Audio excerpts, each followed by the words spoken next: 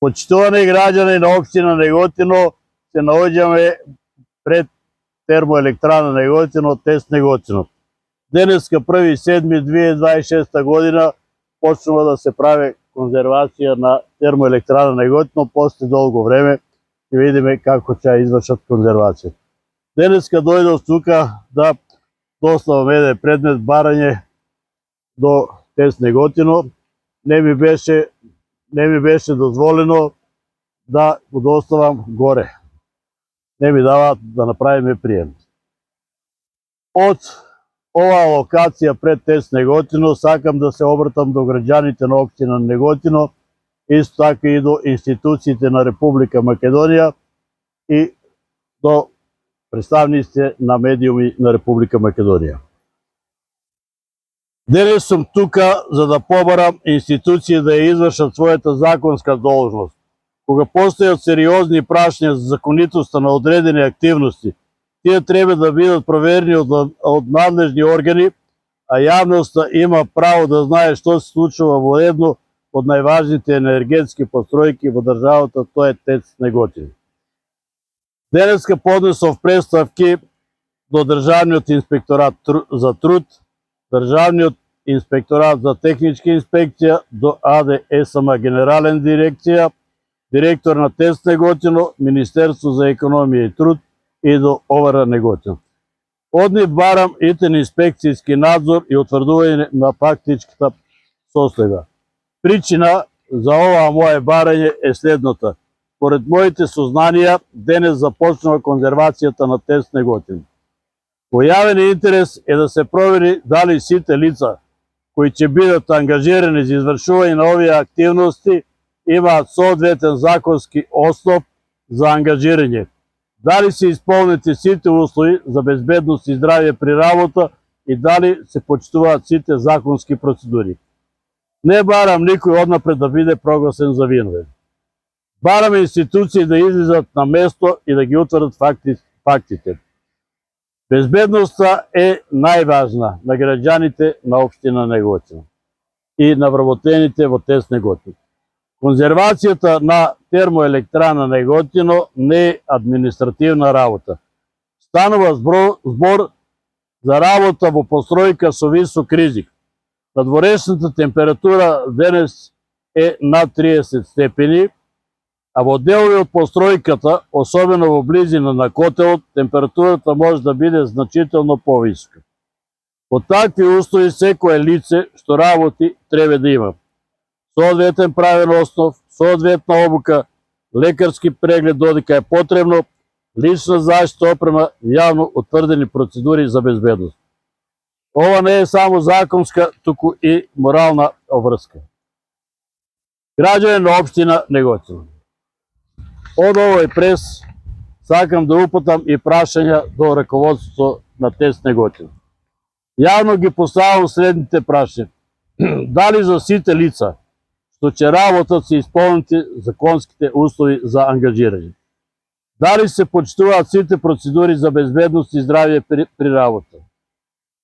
Дали постојат соодветни записи, евиденции и овластувања за пристап до постројката? Доколку лицата не се редовно вработени, врз кој правен основ ќе им биде овозможен пристап до објектот и кој ќе ја преземе одговорноста за тоа?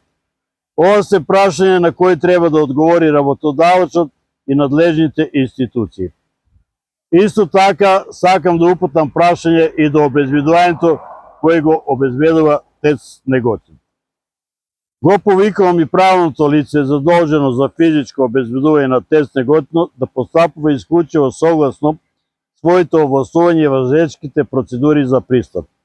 Очекувам секој влез во постројката да биде евидентиран и секое лице што влегува да има соодветен основ за пристап, согласно правилата што важат за објект од вакво значење. Најинтересно прашање кое граѓаните го очекуваат на општина Неготино и што и доста познато на Република Македонија, станува збор прашање за мазут. Е следното прашање. Сакам да се осврнам и на уште едно прашање кое со години ја интересира јавност. Набавката на мазутот за ТЕЦ Неготино бара беше предмет на истражна постапка. Јавно беше соопштено дека постапката е запрена поради недостиг на докази за поднесување на обвинение. Во јавноста исто така беа објавени информации дека ревизорските извештаи содржале забелешки поврзани со доцнење на испораките и гаранции за квалитетно гориво.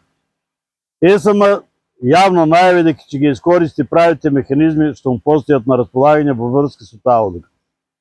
Не навлегувам повеќе во тие постапки, но сметам дека јавноста има право да очекува целосна транспарентност во секое понатамошно постапување со Маелсторп и во сите активности поврзани со него. Доколку постојат законски обврски за чување на мостри, документација или други релевантни материјали, очекувам тие целосно да се почитуваат. За тоа треба да се произнесат исклучиво надлежните органи. До институциите сакам да упатам еден повик. Го повикувам Државниот инспекторат за труд да изврши денеска контрола. Го повикувам Државниот инспекторат за техничка инспекција да ја провери техничката и безбедноста состојба. Го повикувам министерот за економија и труд да обезбеди целосно почитување на законите. Исто така го повикувам и раководство на ЕСМ да биде транспарентно и јавно да одговори на поставената прашања. Сакам да упатам исто и така еден повик, тоа е до медиумите. Ве повикувам да ги следите активностите на институциите, барајте одговори, поставувајте прашања, информирајте јавноста. Тоа се гради доверба во институциите. Или преведено по неготински, така се гради доверба во институциите. Денесниот заклучок кој треба да се донесе, јас денес ја исполнив мојата граѓанска обврска. Поднесов представки, јавно ги поставив прашањата, сега очекувам институции да се завршат својата работа. Ако се законски, тоа треба јавно да се потврди.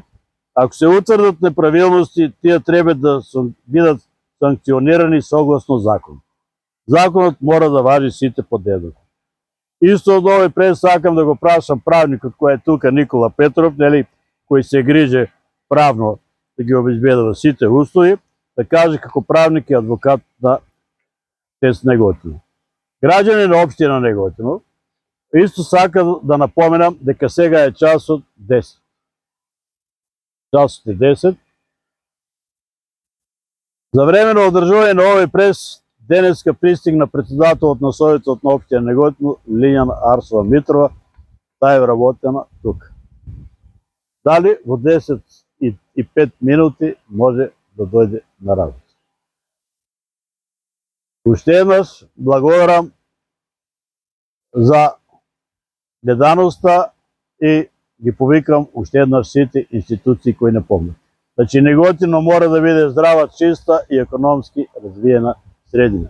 Неготино вечно, Македонија вечна, граѓани на општина Неготино, бидете живи и здрави.